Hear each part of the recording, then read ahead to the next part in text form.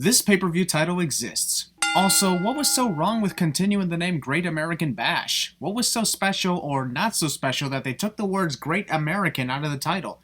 This is never mentioned nor explained, so add in 5 sins and let's get started. Win the match, I'll hand you this title myself. Chris Jericho never does that. With every bit. WWE reduced to using footage from earlier years of Triple H's feud with Randy Orton. Just goes to show how rushed this whole thing was, particularly after Donald Trump briefly took over. Following is a scramble match. Literally the most random scramble match ever contested in WWE history. Hell, Mark Henry was placed into this match just for the sole reason of needing a 5th wrestler. Chart of rules. Also, how does one become the champion but not get officially recognized as the champion? Does this mean that the ECW championship changes hands like 3 times or however many times there are pinfalls? Stage graphic malfunctions early on here, huh? Really off to a bad start. He pinned Jack Swagger, not the champion, something that I know Christian has not forgotten. Well, would anybody forget about a time when they lost their title without getting pinned? Because I can't think of any. This past Thursday on WWE Superstars. Does anyone even remember that abomination of a show called WWE Superstars? You know, the one where, that one thing happened or something? Haha, Christian fell on your face. He's a 2-time amateur All-American. Oh, shut up. We've heard you tell that one a dozen times already. Jack Swagger is a 2-time All-American. We get it. Stop bringing it up every 2 minutes in his matches. Christian trying to time his kicks with the sound of the buzzer. Sorry, but you still struck Jack before the buzzer went off. Oh boy! This is mainly Hornswoggle's theme. Why is Finlay using this one too? His other theme was way better than this, no offense. The hell just happened there with Jack? He just randomly flops forward after rolling back on the ground. Did a ghost suddenly grab him? Is Sacramento a haunted city? So is Jack a 2-time ECW champion or what? That's what the graphics say at least. These championship scrambles have always confused the fuck out of me. Its confusion is probably why they don't exist in WWE anymore. Conversations during matches as I heard Christian calling for Jack to hit a clothesline. Championship before Tommy Dreamer must love grabbing Christian's boobs. as the ECW. Well, that throw into Christian looked awkward. This entire scramble has been awkward. Oh, hi, Mark. Wow, the world's strongest man. Don't act like you didn't know he was in this match, Josh. Makes you sound like a complete idiot who doesn't pay attention. Almost exactly 1 year ago, Mark Henry has not forgotten. Almost exactly 1 year ago was when Mark Henry won the ECW Championship back at Night of Champions, not when he lost it in the Championship Scramble at Unforgiven. That was in September. Inside Hilarious, the referee counted 1 while hitting Christian's leg. Does that still qualify as a count since the referee's hand never hit the mat? Come on, you jackass. Ironic. Why couldn't you just stand back and let Mark throw himself into the crowd of wrestlers? You just ruined what could have been an awesome moment. Swagger, kill switch engaged. Oh my oh wait. Tommy, you're already the current champion after pinning Mark. What's the point of pinning someone again? Does that make you a double champion and your opponents have to pin someone twice to dethrone you or something? How the fuck does this match even work? Sunset flip. What in the fuck is going on? Even the referee is counting where there's not even a pinning combination occurring. Look, there's 3 seconds remaining. Let's just add in 3 cents because this match hurt my head really bad. Tommy, the championship is upside down. Well, I think tonight you should make a triple threat match for the World Heavyweight Championship. Just because you're Edge doesn't mean you get random title matches for no reason. Wait, that's exactly what happens later tonight. More on that later. For over a decade, if there's a pay-per-view and I'm healthy, I'm on it. You should have thought about that before you told your wife off and divorced her. He must unmask forever. So, in other words, Rey Mysterio is obviously winning this match. Good to know. Thank God, I was scared that this was going to be unpredictable. Pyro was late for the party. You can clearly see that Rey is wearing a second mask right there, so that completely ruined the ultimate reveal for Chris Jericho. Previously on WWE, Imaginary Mask Ripping. Chris's annoying repeating of Come On 619. It was fine the first few times, but this keeps going on and on throughout this match. Not only does he have to unmask tonight, he'll have to unmask forever. So, does that mean he has to unmask every day for the rest of his life? The way Todd Grisham put it, that's what it sounds like. Mysterio must win the Intercontinental title, or he loses his mask. But what happens if Rey wins this match by disqualification? I mean, sure, he doesn't win the title, but at the same time, he'd win the match and wouldn't have to unmask. I got almost as many questions about this as I did about the championship scramble earlier. And the only way that Jericho would agree to this mask. The only way Jericho would agree to this mask, you say? So this is an Intercontinental title mask with Ray's, match on the line? Being displayed here by Ray. Damn, I'm removing a sin for that innovative move from Ray. Since Chris was outside facing the other way, does that qualify as a 916 or something? That was hilarious, the way Ray's Hurricane Rana suddenly slowed down once Chris flipped through. Don't get me wrong, this match is good, but it's sad when moments like that happen. Holy crap, that was an awesome cash into the code breaker. Here's 2 sins off.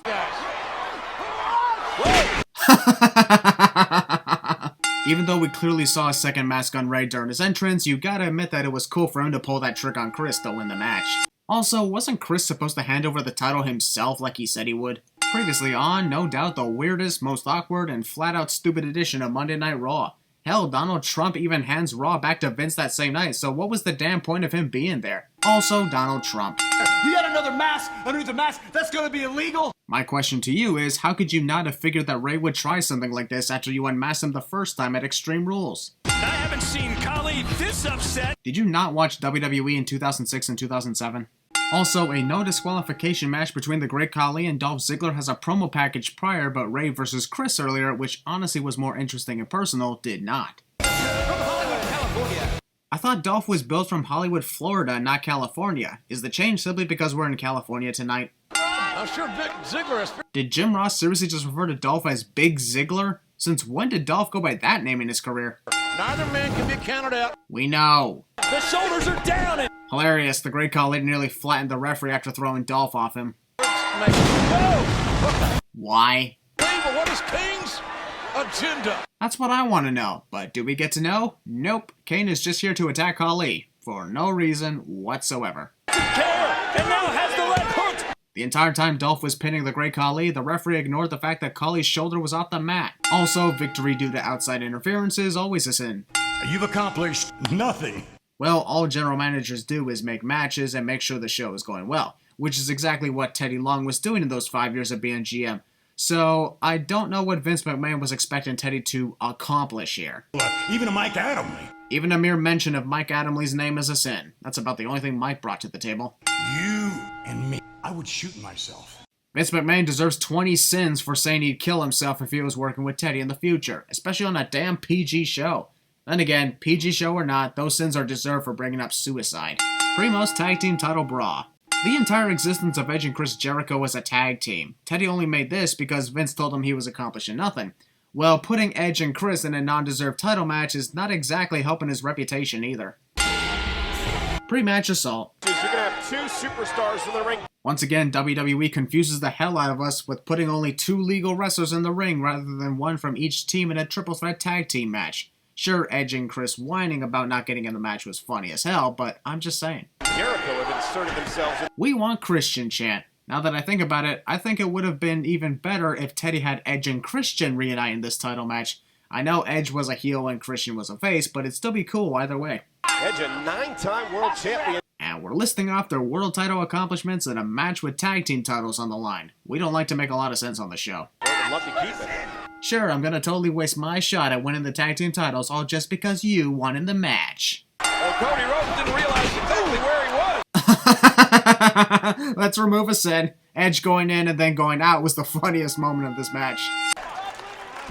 By shouting "Stop living in the past" to the crowd's Edge and Christian chant, Chris Jericho would be great at Cinema Sins 2 expansion. Cody Rhodes tagged in Ted DiBiase Jr., but the referee never saw it, so how is this tag even legal? Jericho with a code breaker. He wasn't tagged in. Well, neither was Primo. Got nothing to say about that. Carlito attempted to rip Cody's trunks off and expose his butt. That ain't cool. No pun intended. How in the hell did Carlito not see Edge tag himself in? He was clearly looking in that direction, and even if he didn't directly look at Edge, his peripheral vision should have seen it. And yet, it doesn't. I don't care if you guys are tag team champions or not. What an asshole. I'll tell you what, the Divas have changed a lot since I first got in the... I know, right? WWE actually had the Divas wrestle instead of making them look like strippers. About time some good came around here. Right after the women's champion in a DDT. That was clearly not a DDT, Todd. on a major event like the Bash. No offense, but the Bash doesn't even feel like a major event, nor does a shortened version of the Great American Bash sound like a major event. Melina Perez. The real name of the wrestler portraying the Melina character, of course, is Melina Perez, so I send JR for breaking the fourth wall. Jesus, Melina's flexibility continues to scare me, but in a good way, so let's remove us in for that insane submission hold. That free parking sign, there is no way anyone would be able to park their car where you're sitting. McCool in control. Doesn't look like Michelle McCool is in control considering it's Melina who's delivering the offense right now. Are you watching a completely different match, Todd? Setting it up. McCool hits it. Sure, as a congrats to Michelle for becoming the first diva to have won the Divas Championship and then the Women's Championship, here's a send-off. Michelle McCool had faith. Wah, wah. What about the main event of the Bash? Sorry, JR, but you're wrong. The main event of the Bash tonight is a 3 Stages of Hell match between Randy Orton and Triple H. Let's say I stole the World Heavyweight Championship from Jeff Hardy. That is the whole damn point of Money in the Bank to all the whiners who complain about CM Punk cashing in on Jeff Hardy. You cashed in on the wrong guy. Is there ever a right guy to cash in on? Because every champion's reaction would be the same as yours. Nowhere does it say under any circumstances do not cash in on Jeff Hardy. CM Punk would be great at Citizens 2 expansion. Oh, my kill switch. Title kissing. Inside the Money in the Bank briefcase. Money in the Bank briefcase. The heavyweight champion for longer than a minute. Well, here's what I always say about situations like that. It's better to have won the championship and then lose it 1 minute later than to have never won the championship at all. You still won the title, and that's what matters. Is that, quite frankly, No. title? And You know, Punk, the referee would continue his count if you weren't fussing with him to count faster. The more you complain, the more time Jeff Hardy has to get back into the ring. proved everything he needed to prove. What an RKO out of nowhere! I found this really funny. WWE pranks the fans into thinking their hero Jeff Hardy just won back the World Heavyweight title, only for them to realize they cheered for nothing due to CM Punk's foot under the bottom rope. Jeff is the winner by disqualification after CM Punk inadvertently kicked the referee while blind, and yet it's Punk's music that's playing in the end. Post-match assault. Nearly 2 minutes of mourning Jeff's loss. Boo-hoo, you didn't win the title tonight. Get over it. After you previously won the title before, it's not as sad watching you mourn your loss. Both Primo and Carlito waited nearly a full hour before going in to complain to Teddy Long about Edge and Chris Jericho's involvement in their match. Why wait nearly a full damn hour? And now nearly 1 minute of watching Randy Orton obviously not talking to anybody on the phone. Previously on whatever the hell this concert was about. The Miz will main event a pay-per-view with me. Bullshit, this isn't the main event whatso-fucking-ever. Stop saying that other matches are main events when that's clearly bullshit. Also, hard to believe it, but John Cena just foreshadowed the main event of WrestleMania nearly 2 years later. A victory by The Miz would put him right in that category. Many other wrestlers have defeated John Cena and never ended up in the category of mega superstar in WWE. Although, that's a nice foreshadowing for The Miz. But I know that Cena's not looking. I'm honestly going to add in 3 sins because John doesn't even take The Miz seriously throughout this match. Plus, this entire match was devoted to humiliating Miz instead of having him rise at a time when it was most opportunistic. Miz wins this match tonight. He'll never shut up. Well, whether The Miz wins or loses this match, he'll never shut up. That's just how awesome he is. Miz has no choice. Well, this was a boring match that honestly didn't even need to be on this pay-per-view event. It was only 5 minutes and John dominated pretty much 95% of it. The question I have is... Fuck you. Both Triple H and Randy Orton faced off many times over the course of the past 3 weeks, thus making this main event not much to look forward to, even despite the fact that it's a 3 Stages of Hell match. I kicked him in the skull as hard as I could. And yet it didn't look as brutal and gruesome as the kick to Vince or Shane McMahon. I have made history. If the history you made was beating down the entire McMahon family, sadly Stone Cold Steve Austin already beat you there. I just don't see that confidence in the eyes of Orton. What are you talking about? That's the same look Randy gives almost any time he's about to wrestle a match. A full minute of waiting for Hunter's music to hit. In this arena, anywhere in the state. You know, just for once, I'd like to see wrestlers battle throughout the city or even the state during the Falls Count Anywhere match. Even if a lot of it is pre-taped, I don't care. Ow, my hand! And oh my god, you pulled me to the ring post using the Force. That's 2 sins for the price of 1. Triple H needs to ride himself. What? Triple H needs to ride himself? Where the hell are you going with this, Jerry? Hunter wasted a damn fall by getting intentionally disqualified. I know that there are 3 stages in this match, but giving your opponent a lead on the score early on is a horrible strategy. Disqualification. I guess we'll never hear who the winner of the first fall is, even though that's blatantly obvious. Triple H hammered away. Why is the stupid referee trying to stop Hunter from assaulting Randy with that chair? We are now on stage 2, which is a Falls Count Anywhere match. You mean to tell me that the crew waited until now to set up the finish line on the stage for the stretcher match? Why not do that before the 3 Stages of Hell match began or something? It's not like someone would accidentally lose by crossing over the line before the stretcher match even takes place. Remember the stretcher. The stretcher didn't even connect with Hunter's leg, and yet he hurt his knee. Whoever that asshole was that randomly shouted out, "Mom, I love you." It's great that you love your mom, but really? Randy's a dick to Hunter's Hearst Helmsley's. Orton using every part of this arena as a weapon. Thanks for the observation, Captain Obvious. Oh, well, did you hear Orton's head bounce off the floor? No, but I heard his legs bounce off the floor. Oh my god, that very soft padded piece of the barricade was so gruesome and brutal. One of the most hard to watch moments in WWE history. Wait, why the fuck was I talking like that? Look at this. Look at it. Hunter wants to win the WWE Championship, but let's take a moment and have a little joyride down the ramp. Bad stretcher, very bad. Randy somehow hasn't broken his knuckles from pounding on the metal floor. Steel stage. Hunter didn't give Randy the pedigree on the steel stairs. There are no stairs to be found anywhere near the stage, Michael. Hunter must be invincible against kicks to the back, as Cody's kick did no damage whatsoever. Hunter had his sledgehammer randomly buried underneath the stage just on the very case that he would need to use it against the Legacy. That's the second time Hunter's Hearst Helmsleys have taken damage in this match. Guarantees Stephanie McMahon is pissed off. And ending this sin video with a post-match assault sin.